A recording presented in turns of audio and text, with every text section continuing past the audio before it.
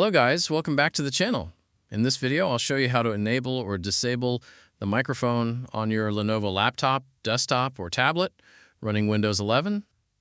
Whether you want to turn your microphone on for voice chats and video calls or disable it for extra privacy, this process only takes a minute. Let's get started. First, open the Start menu and type Settings. Open the Settings app. Once you're in Settings, click System from the menu on the left. On the right side of the window, select Sound. Now scroll down until you reach the Advanced section. From there, click All Sound Devices. Under the Input Devices section, select your microphone.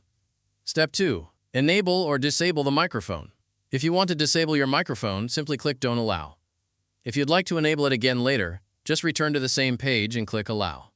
The change will take effect immediately, so there's no need to restart your computer. That's all there is to it.